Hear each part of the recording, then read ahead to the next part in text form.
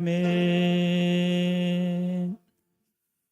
오늘 우리에게 내주신 하나님의 귀하신 말씀은 구약 욥기 22장 21절 말씀부터입니다.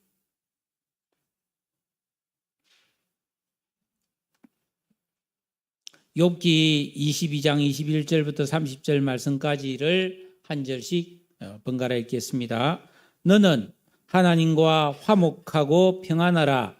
그리하면 복이 내게 임하리라.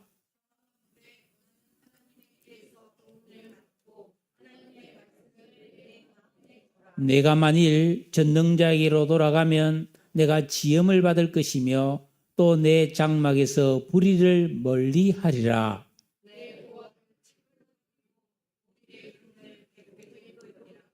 그리하면 전능자가 내 보화가 되시며 내게 고귀한 은이 되시리니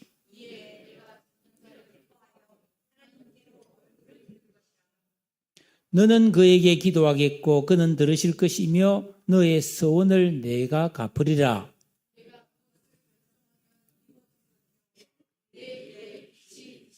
사람들이 너를 낮추거든 너는 교만했노라고 말하라. 하나님은 겸손한 자를 구원하시리라. 죄 없는 자가 아니라도 건지시리니 내 손이 깨끗함으로 말미암아 건지심을 받으리라.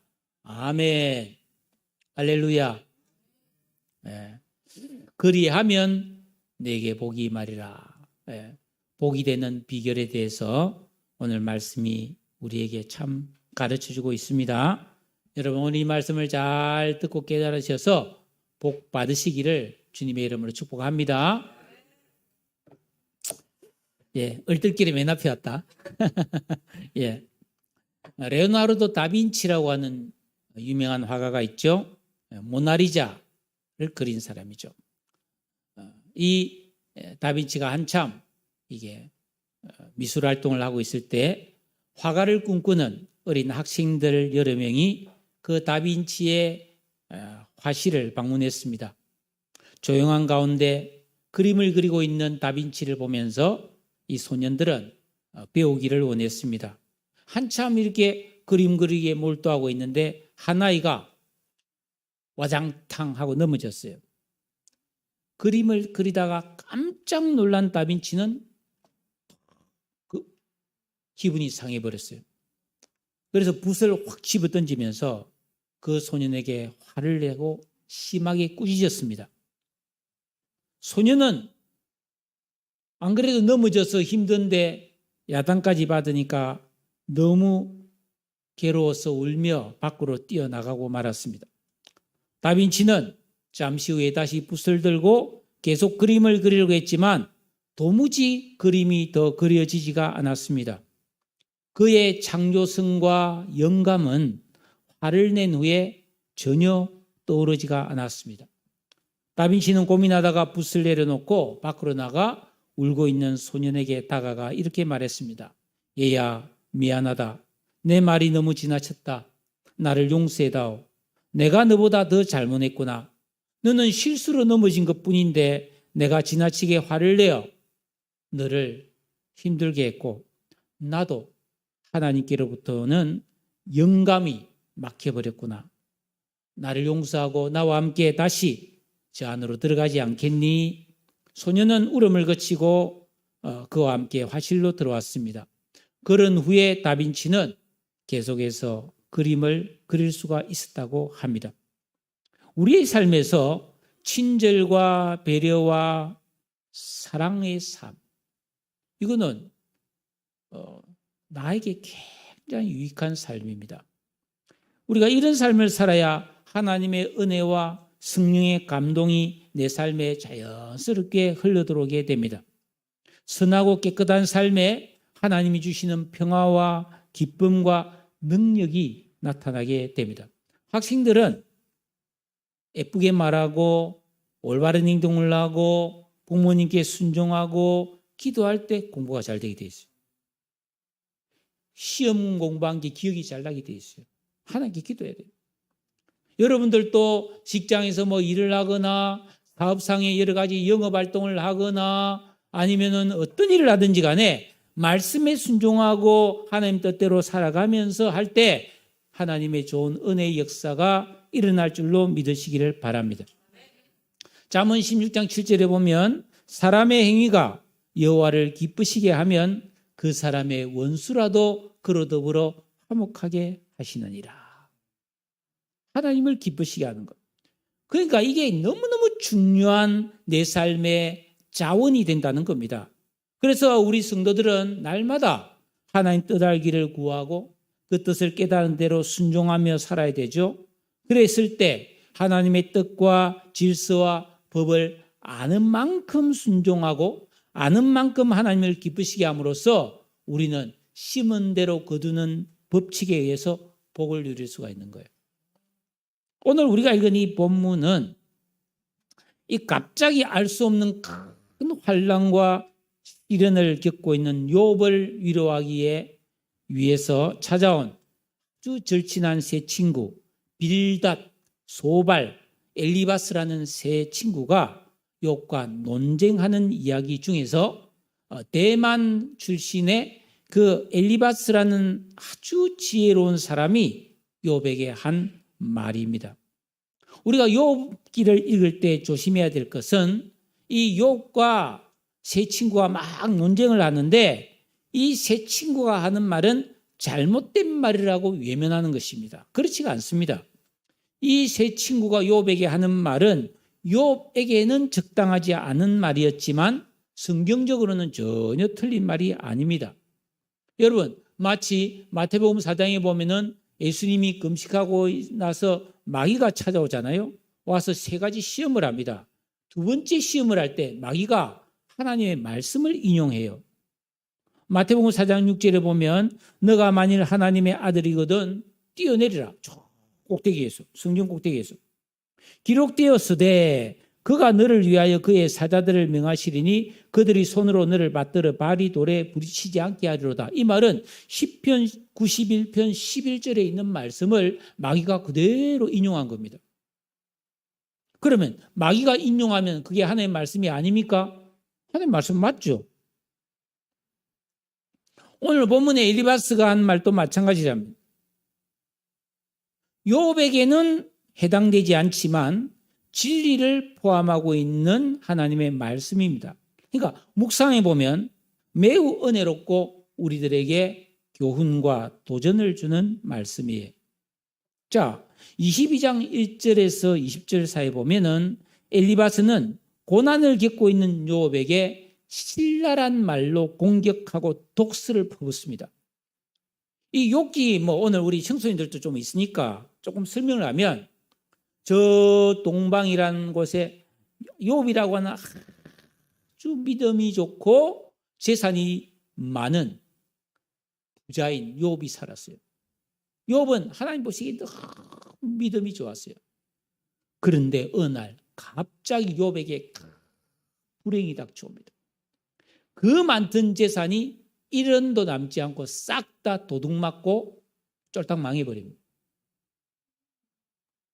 그리고 욥의 7남 3녀 자녀들이 형제의 집에 모여서 같이 축가하며 잔치를 하는데 집이 무너져서 10명의 자녀가 하루에 다 죽어버립니다. 욥은 온몸에 병이 들었습니다. 욥이 큰 환난을 만나서 비참한 신세가 되었다는 소식을 들은 욥의 세 친구가 우리 욥을 한번 찾아가 보자. 우리 친구를 이리로 가자 해서 세 친구가 욥을 찾아옵니다. 그래서 욥을 위해서 눈물도 흘리고 울면서 막 그랬는데 한참 울고 난 다음에 친구가 물어봅니다. 근데 자네 욥 어떻게 이런 일이 생겼어? 어떻게 하루아침에 이래 사람이 망하고 이런 불행을 당할 수가 있어? 그가 욥이 야, 내가 진짜 아무리 생각해도 이유를 모르겠다. 나는 나름대로 하나님 보시기에 죄를 안 짓기 위해서 정말 깨끗하게 살려고 노력했는데 어떻게 나한테 이런 불행이 왔는지 나도 모르겠다. 나 진짜 하나님한테 한번 따져봐야 되겠다. 왜 이렇게 말해? 그 욥의 친구가 네 말이 좀 이상하다. 아니, 네가 지금 이런 엄청난 고난을 당하고 인생이 쫄딱 망했는데 그게 네가 뭐 죄가 있든지 뭐 이유가 있을 거 아니냐. 근데 네는 아무 죄도 없고 이유가 없기 때문에 하나님 앞에 한번 따지겠다는데 그 말이 안 된다. 네 잘 생각해봐라. 네가 모르는 죄가 있지 않겠니? 아니, 죄가 없으면 어떻게 이런 정말 세상에 듣도 보도 못한 불행이 나한테 닥칠 수가 있느냐? 이게 이제 인과응보라는 사상이죠. 예. 심은 대로 거둔다는 사상입니다. 좋은 일하고 착하게 살면은 복을 받고, 악하고 못되게 죄를 짓고 살면은 망한다 하는 그런 뜻 아니겠어요? 그러니까 이 친구들은 그런 사상을 갖고 있기 때문에 욥 네가 아무리 봐도 이상하다. 그렇게 말한 거예요. 그 욥이 아니다.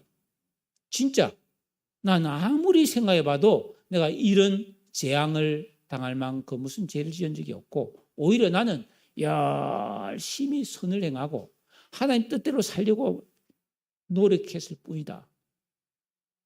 그 친구들이 야, 니 좀 교만하네. 어떻게 하나님 앞에 완벽한 사람이 있냐. 그래도 이런 불행을 당했으면 회개를 해야지. 너는 잘못 없는데 왜 이런 일이 당했는지 모르겠다고 자꾸 이상하다 하는데 아니야, 회개를 해. 이러니까 욥이 나 회개할 거 없어. 이렇게 말하는. 그 친구들이 화가 난 거예요. 그러면서 아니다. 내가 볼 때는 네 평소에 좀 교만했다. 이러면서 막 욥을 이제 막 힐난하고 막 다그치고 막 그러는 과정에서 오늘 이 말씀이 기록되어 있는 거예요. 몇 차례 돌아가면서 논쟁을 한 끝에 이 엘리바스는 오늘 22장 앞에 2절에 보면 사람이 어찌 하나님께 유익하게 하겠느냐. 3절에 내가 의로운들 전능자에게 무슨 기쁨이 있겠느냐. 5절에 너의 악이 크지 않느냐 하면서 확인도 안 된 죄를 추궁합니다. 6, 7절에 보면 말이야 까닭 없이 형제를 볼모 잡으며 헐벗은 자의 의복을 벗기며 목마른 자에게 물을 마시게 아니하며 줄인 자에게 너 음식 안 줬지. 이렇게 말합니다. 그러니까 욥이 네가 지금 당하고 있는 이 극심한 고난은 너 틀림없이 너도 모르게 지은 죄가 있기 때문에 하나님이 진노하신 거라고 욥을 공격했어요. 그런 다음에 오늘 엘리바스가 오늘 21절 말씀에 그렇기 때문에 너 지금부터라도 회개해. 그러면 너의 문제가 해결돼서 하나님이 다시 복을 주실지 혹시 아니 하면서 병 주고 약 주는 말을 합니다. 이것은 욥에게는 너무나 가혹한 말이었지만 우리 성도들은 오늘 이 말씀을 통해 이 말씀이 내 삶에 약이 되도록 올바르게 깨닫고 순종하시기를 주님의 이름으로 축복합니다. 21절에 보면 너는 하나님과 화목하고 평안해라. 그리하면 복이 내게 임하리라. 자, 어떻게 하면 우리가 하나님과 화목할 수가 있습니까? 본래 사람은 하나님의 형상대로 지음받아서 에덴 동산이라는 낙원에서 살면서 하나님과 화목했습니다. 그런데 아담과 하와가 선악과를 따먹는 죄를 짓고 하나님과 불화하게 되었을 뿐 아니라 계속해서 악한 죄를 더 지음으로 하나님과 완전 원수지간이 되고 말았습니다. 그런데 로마서 5장 10절에 보니까 곧 우리가 하나님과 원수가 되었을 때에 그의 아들의 죽으심으로 말미암아 하나님과 화목하게 되었다. 여자의 후손으로 오신 죄 없는 예수님께서 우리 죄를 대신하여 십자가에 달려 죽으심으로써 우리의 모든 죄를 다 대신 담당하셨기 때문에 누구든지 이 십자가의 은혜를 믿고 예수님을 내 마음에 모셔드리고 그러면 죄사함을 받고 구원을 받아서 하나님 자녀가 되므로 우리는 하나님과 화목할 수 있는 신분과 지위를 확보했습니다. 그러니까 이제부터는 하나님과 화목하게 지낼 수 있게 됐다는 거예요. 그런데 아무것도 안 하면 안 돼요. 자, 사랑하는 남녀가 결혼했습니다. 자동적으로 화목해집니까? 아니에요. 노력해야 됩니다. 서로를 위해서 봉사하고 배려하고 섬겨야 화목하게 되는 거죠. 그래서 사도 바울은 고린도서 5장 20절에 우리가 그리스도를 대신하여 사신이 되어 하나님이 우리를 통하여 너희를 권면하시는 것 같이 그리스도를 대신하여 간청하노니 너희는 하나님과 화목해라. 화목하게 되도록 살아라. 이 말 아닙니까? 그 구원받은 하나님의 자녀가 하나님과 친밀하게 되고 화목하게 되는 것이 우리의 신앙생활에서 너무너무 중요합니다. 여러분 마찬가지예요.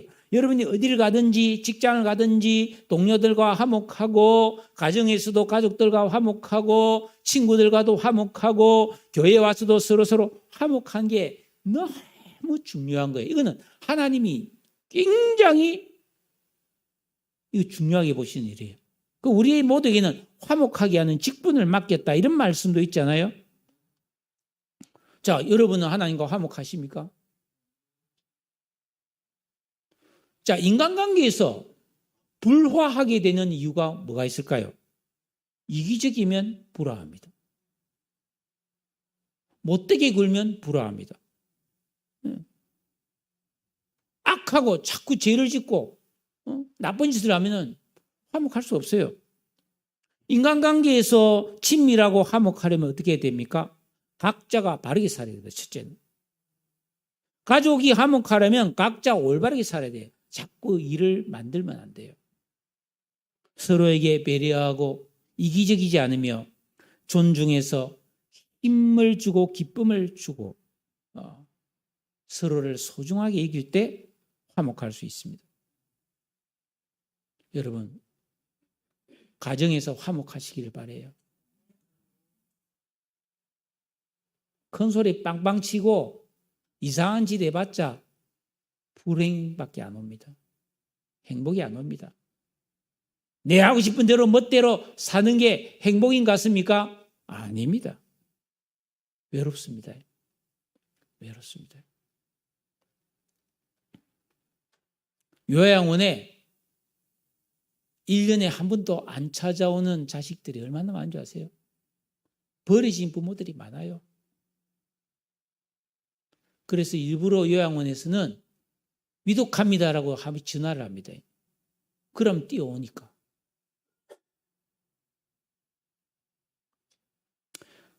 우리가 하나님과 화목하려면 하나님을 내 인생의 진정한 주인과 왕으로 모시고 순종과 기도의 진정한 영적 생활을 통해서 하나님의 기뻐하시는 뜻대로 선하고 의로운 삶을 살아야 됩니다.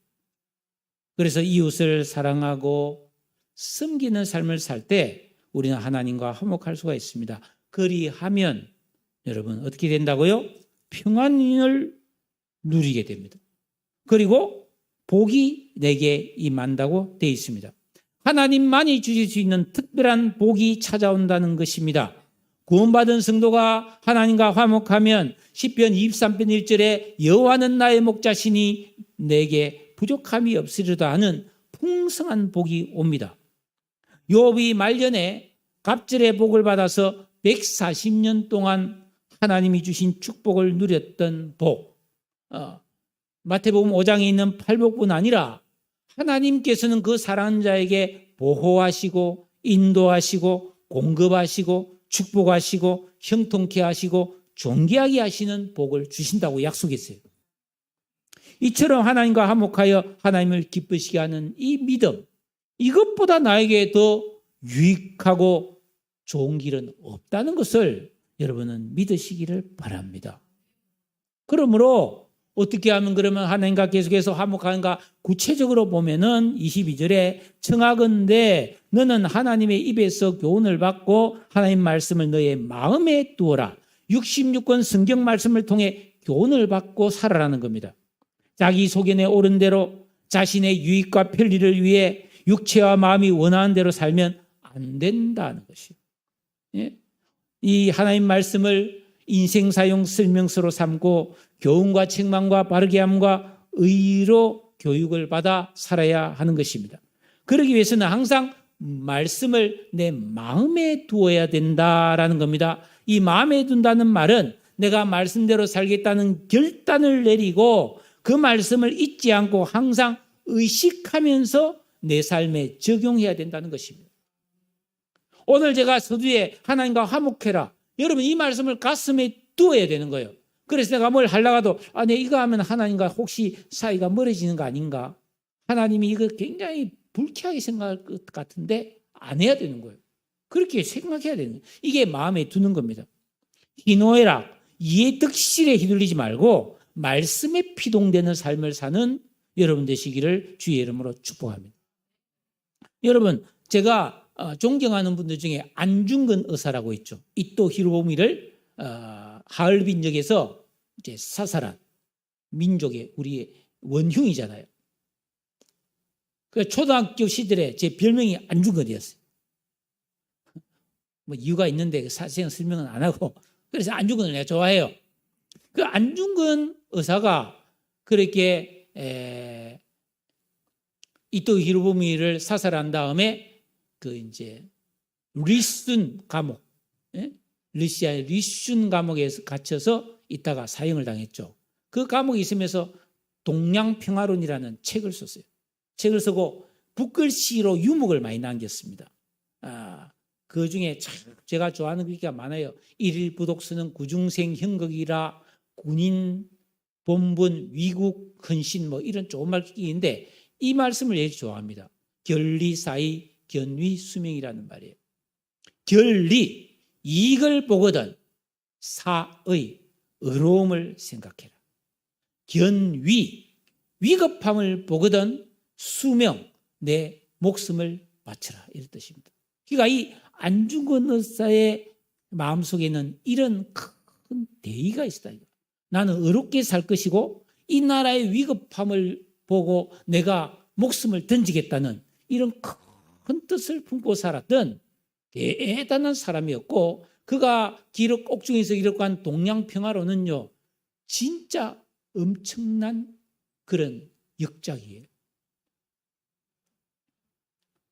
여러분 우리 성도는 이 세상을 살아가면서 하나님의 말씀이라는 대의가 우리 속에 있어야 돼요. 큰 뜻이 이 안에 있어야 된다. 그저 잘 먹고 잘 살고 막 하루하루 그냥 재미나게 사는 그런 아주 소인배 같은 얄팍한 삶을 살면 안 돼요. 그렇게 살면 남는 게 없다는 거예요. 좀 큰 뜻을 품고 내가 하나님 뜻대로 살아서 하나님께 영광을 돌리고 이 세계에 뭔가 내가 기여를 해야 되겠다. 한 사람에게라도 내가 참 하나님의 이 은혜를 전해야 되겠다는 생각을 갖고 살아야 된다. 23절에 너가 만일 전능자에게로 돌아가면 네가 지음을 받을 것이며 또 내 장막에서 불의를 멀리하리라. 이 굉장히 해석하기 어려운 말씀이에요. 제가 이 말씀에서 탁 막혀가지고 10가지 이상의 주석을 찾아봤어요.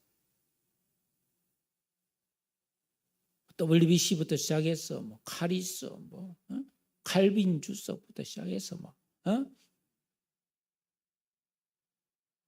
박윤선 주석, 유명한 그랜드 종합 주석 다 잡았는데 전부 이 구절은 살짝 생략해요. 와, 그래서 우리나라 내가 심지어 AI GPT를 동원해서 우리나라와 전 세계 유명한 설교자가 이 말씀을 어떻게 했는지 찾아달라 했더니 전부 다 이 구절은 뛰어넘어갔어. 이상하죠? 왜 그랬을까요? 그래서 제가 도전해서 해석하느라고 고생 많이 했습니다. 네, 왜? 여러분들이 이 말씀 다 알아야 되니까. 그냥 쓰여진 말씀이 아니잖아요. 자, 여러분, 너가 만일 전능자에게로 돌아가면 여러분 죄는 하나님에게서 멀어지게 합니다.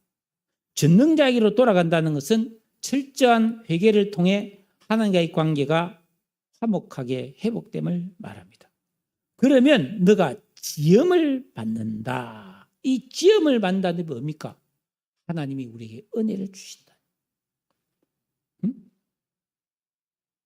내가 원하고 바라는 것이 이루어지고 무너진 것이 세움을 받는 인생의 놀라운 은혜의 역사가 일어날 줄로 믿습니다. 성도가 회개하지 않고 계속 죄 가운데 살면 마치 여러분 우리가 문을 꼭꼭 닫아두고 살아도 집안에 먼지가 쌓이고 바람이 새어들어듯이 내 삶에는 불의가 쌓여서 고난과 불행이 오게 되어 있는 것이에요. 여러분, 회개하는 삶은 내 삶과 집을 거룩하게 하고 깨끗하게 지키는 비결이 되는 것을 믿으시기를 바랍니다. 한번 보세요. 여러분 집에 가서 옷장 위에, 냉장고 위에, 저 구석에 보면 얼마나 먼지가 많이 쌓여 있습니다. 의도치 않았는데 흐르는 세월 속에서 그렇게 먼지가 쌓이는 거예요. 여러분, 우리가 하나님께로 돌아가는 깨끗하고 순결한 삶을 안 살면 내 삶에 그런 먼지가 쌓이듯이 불행과 고난이 쌓이게 되는 거예요. 또 24절에 내 보화를 티끌로 여기고 오빌의 금을 계곡의 돌로 여기라. 자, 일반적으로 사람들은 이 세상을 살아가면서 돈이나 금은 보석, 재물을 얼마나 애지중지한지 모릅니다. 당연한 것 같습니까? 아니에요. 이거는 올바른 가치관이 아닙니다. 이거는 아담 안에 있는 악한 의식의 발현이라는 것입니다.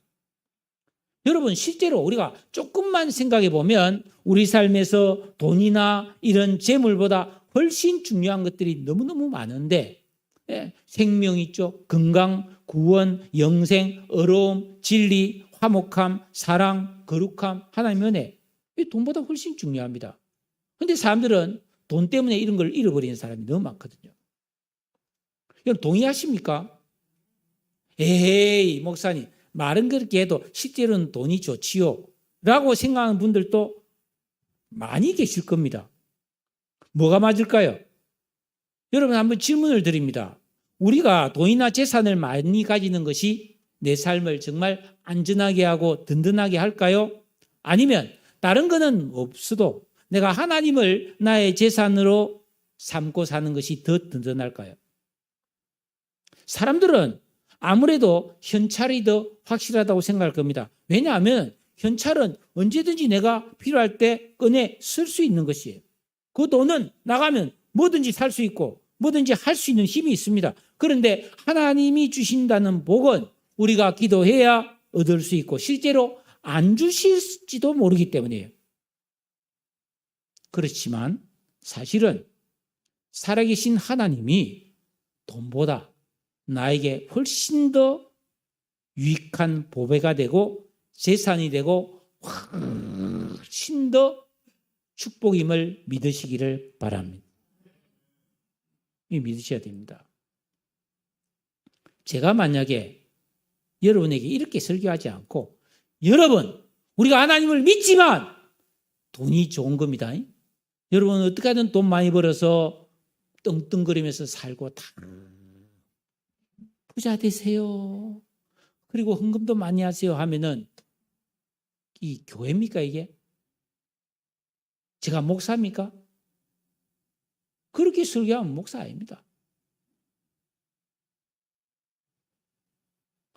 돈이 필요한 거지만은 우리는 돈보다 하나님을 더 귀하게 여기고 이익보다는 편리보다는 올바름을 위해서 의를 따라 살아야 되는 우리 성도가 되어야 할 줄로 믿습니다.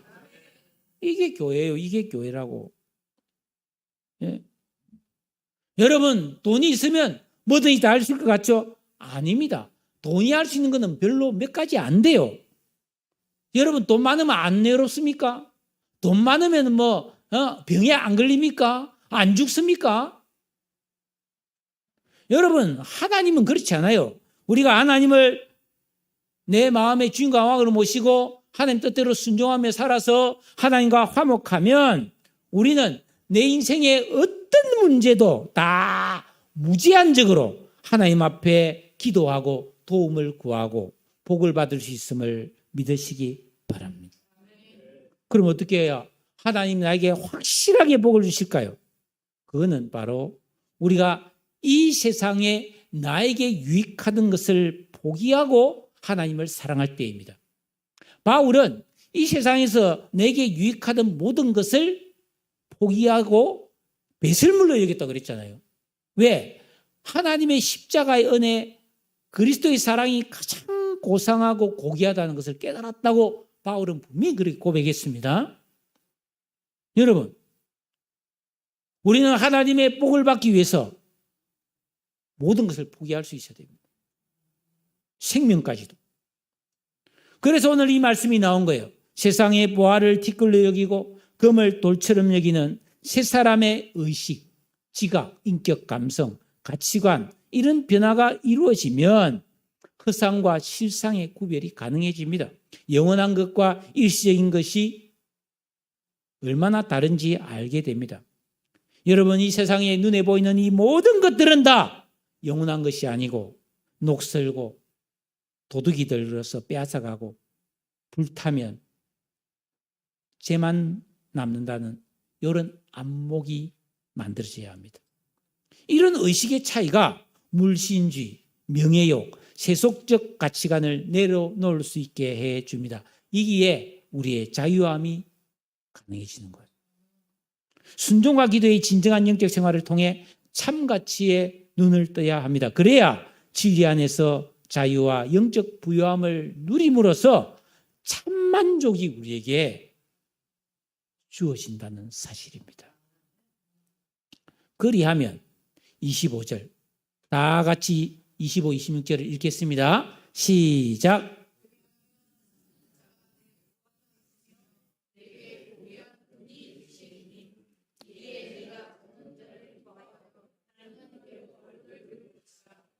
나의 필요를 나보다 더 잘하시는 하나님께서 베푸시는 복과 은혜, 때를 따라 도우시는 은총, 위로와 평화와 소망과 심령의 즐거움과 용기와 능력과 승리의 교통을 통해 이 세상의 보화와 은과 비교할 수 없는 부요함과 만족과 행복을 누리게 하신다는 겁니다. 이런 은혜를 누리는 것이 바로 뭐예요? 영적 가나안에 들어가는 거예요. 순종과 기도의 진정한 영적 생활을 통해 깨어있는 신앙에 도달하는 것입니다. 세상의 복과 모든 누림에는 부작용이 따라요. 많이 가지면 좋을 것 같죠? 피곤합니다. 오직 하나님만이 부작용이 없는 온전한 은혜를 우리에게 주시는 것을 믿습니다. 영혼, 육의 전 인격의 복을 주시는 거예요. 응? 이에 내가 전능자를 기뻐하며 하나님께로 얼굴을 뜰 것이라. 하나님과 교제하며 성령 안에서 의와 평강과 희락을 누리는 영적 교통이 가능해진다는 것입니다. 여러분, 요한일서 1장 3절과 7절에 보면 우리가 보고 들은 바를 너희에게도 전함은 너희로 우리와 사귐이 있게 하려 함이니 우리의 사귐은 아버지와 그의 아들 예수 그리스도와 더불어 누림이라. 여러분, 우리가 하나님과 사귀면 누림이 오는 거예요. 누림이. 저요, 친구들 여러 있잖아요. 좋은 친구와 만나면 좋은 누림이 있어요.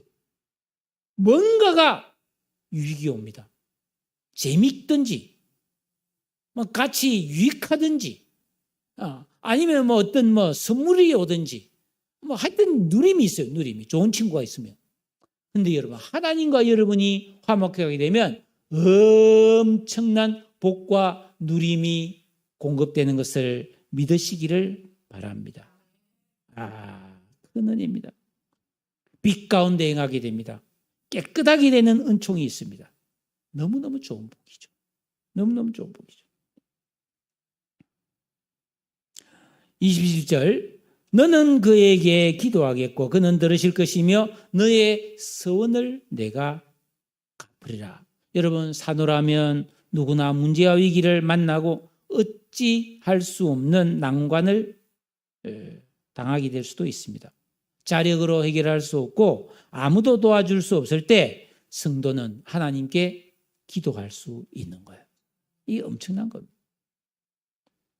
마태복음 7장 7절에 구하라 그리하면 너희에게 주실 것이요 찾으라 그리하면 찾아낼 것이요 문을 두드리라 그리하면 너희에게 열릴 것이니 구하는 자마다 주고 찾는 자마다 찾고 두드린 자마다 열리는 복. 이거는 뭐예요? 하나님 뜻을 알고 그 기쁘신 뜻대로 구하고 찾고 두드리니까 하나님이 응답해 주시는 거예요. 여러분, 하나님의 응답은 하나님 마음과 일치해야 되는 겁니다. 그래서 요한일서 5장 14절에 그를 향하여 우리가 가진 바 담대함이 이것이니 그의 뜻대로 무엇을 구하면 들으신다고 했습니다. 성도가 간절히 기도하면서 서원한 것, 하나님께 헌신과 충성을 다짐한 것을 갚을 수 있는 복도 받는다는 거예요. 서원을 갚는다. 하나님 이 기도만 들어주시면요, 제가 하나님 앞에 이렇게 하겠고요, 이렇게 하겠습니다 했는데 기도가 응답이 너무너무 잘 되니까 그 하나님께 서원했던 걸 갚을 수 있다는 겁니다. 여러분, 저는 우리 성도들이 정말 하나님께 복을 많이 갚아서 하나님을 기쁘시게 하는 서원을 많이 하고 갚으시기를 주의 이름으로 축복합니다. 작년에 실제 있었던 일이죠. 우리나라의 모 기업에, 제가 이름은 알지만 공개적으로 실명을 말하지 않겠지만 모 기업의 회장이 나이가 이제 많이 들어서 은퇴할 때 됐어요. 그래서 자기가 어릴 때 다니던 시골 초등학교 동창생들 중에 살아있는 친구들을 다 수소문해가지고 전부 1억씩 나눠줬어요. 실제로 1억씩. 아니 시골에서 이제 막 70이 넘고 80이 다 돼가는 노인이 이제 오늘 내일 하고 있는데 옛날 친구가 와서 아이고 여보게 이거 쓰게 하면서 1억씩 탁 줘줬으니까 그 집안이 경사났죠.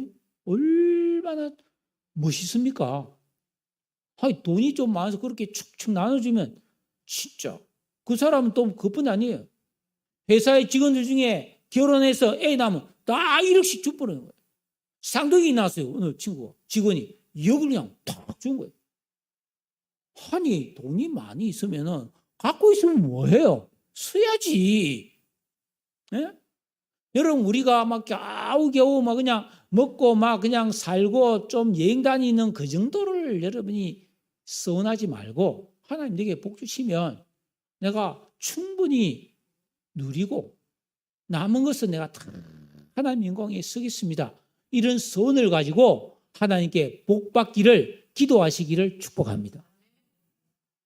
저는 그런 마음이 진짜 있습니다. 우리 교회 재정이 넉넉하면 월곶에 애 낳으면 그냥 1억씩 주고 싶어요. 응? 우리 학생들 대학 가면 대학원까지 실력되면 박사 과정까지 다 교회가 다 학비 대주면 얼마나 좋아요. 그런데 왜 못하느냐? 여러분들이 복을 못 받아서 그렇게 못하는 거예요. 여러분 중에 그런 큰 복을 받는 사람이 있어야 되는데 여러분 저 서울대 옆에 낙성대라고 있어요. 그 낙성대 뒤에 가면 조그마한 소중한 교회라고 있는데 그 교회 목사님을 내가 잘 알아요. 그 교회 너무너무 작은 교회, 지하. 교인 수가 한 20명밖에 안 돼요. 그런데 그 교회에 청년 한 명이 여러분 인터넷 쇼핑몰을 해가지고요. 떼돈을 벌어서 서울 장충체육관 옆에 장충동에 빌딩을 사서 한 달에 여러분 11조를 열어 여러분 수천만 원을 하고 그 교회 성도들을 엄청나게 섬기고 잘해주는 그런 일이 있었어요. 여러분에게 헌금만 이런 소리가 아니잖아요. 복을 받으시라는 거예요. 하나님께 그런 소원을 가져서 복 주면 딱 내가 움켜쥐고 내 혼자 딱 숨어서 맛있는 거 사 먹고 그러지 말고 충분히 삶 누릴 만큼 누리고 많은 사람에게 나눠주고 섬기고 복 주는 그런 소원을 가지고 그 소원을 갚을 수 있는 복을 받는 그런 여러분 되시기를 주의 이름으로 축복합니다. 그러면 어떻게 되느냐? 여러분 27절 봤습니다. 28절. 너가 무엇을 결정하면 이루어질 것이요 내 길에 빛이 비치리라. 이런 참 멋있는 말이 어디 있습니까?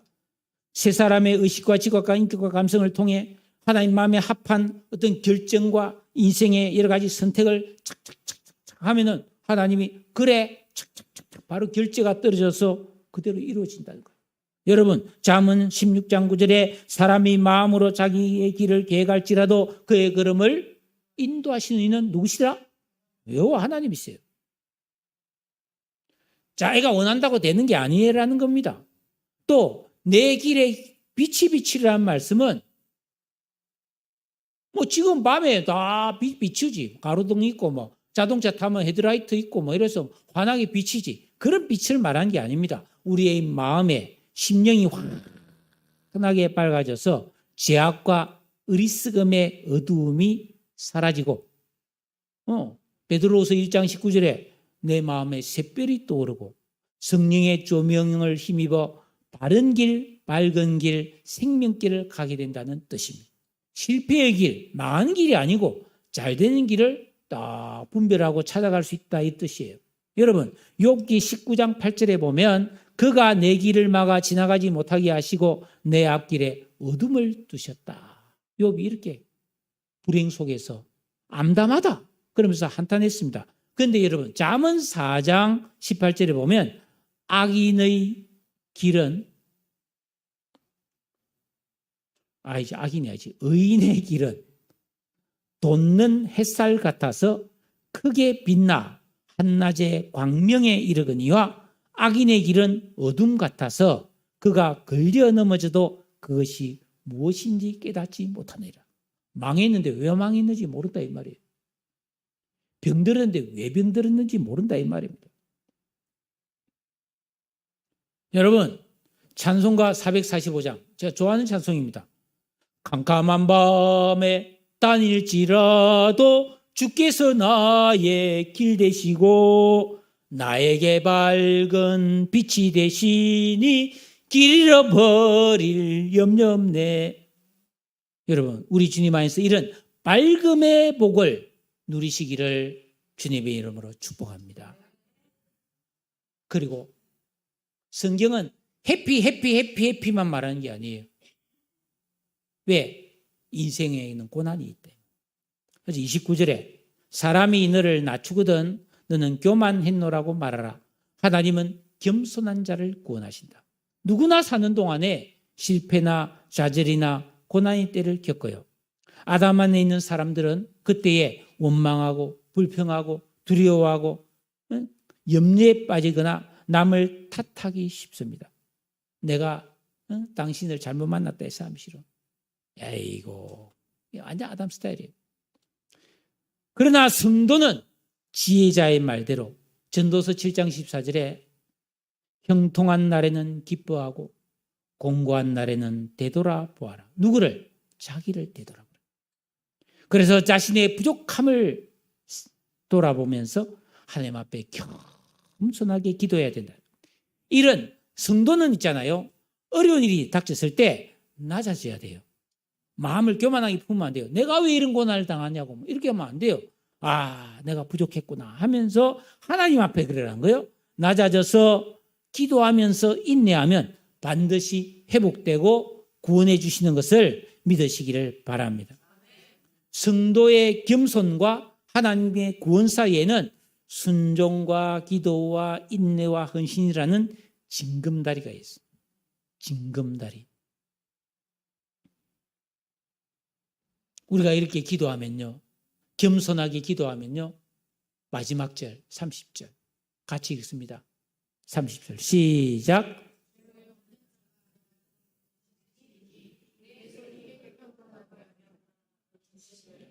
세상에 죄가 없는 무흠한 사람이 어디 있겠습니까? 우리는 구원을 받았지만은 나도 여전히 허물과 죄가 많은 사람이며 우리가 그런 사람들이에요. 그렇지만 우리 하나님께는 놀랍게도 긍휼과 자비가 풍성하신 은혜가 있다는 것. 얼마나 감사합니까? 내가 흠이 있고 죄가 있어도 하나님은 기도하면 용서해 주시고 사랑해 주시는 거예요. 하나님의 넓은 품이죠. 예, 얼마나 다행입니까? 그러니까 우리는 뭐예요? 죄가 있어도 회개하고 기도하면 환난과 시험에서 하나님이 건져 주신다는 거예요. 너의 손이 깨끗함으로. 여러분, 우리 신체 부위에서 제일 더러운 것이 손이에요.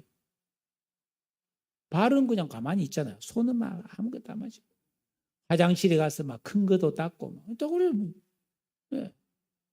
돈도 만지고, 막 얼마나 더럽습니까? 그러니까 우리가 손을 제일 자주 씻잖아요. 우리 몸에서. 손보다 발을 많이 씻는 사람이 있습니까? 없잖아요. 항상 우리는 손을 씻습니다. 그런데 여러분, 놀라운 것은 손보다 더 자주 더러워지는 것이 우리의 마음이에요. 우리 마음에는 늘 이상한 생각들이 자꾸 떠오르는, 하나님의 뜻과는 상관없는 그런 악한 생각들이 많이 떠오르므로 손 씻는 것보다 더 자주 우리는 뭐예요?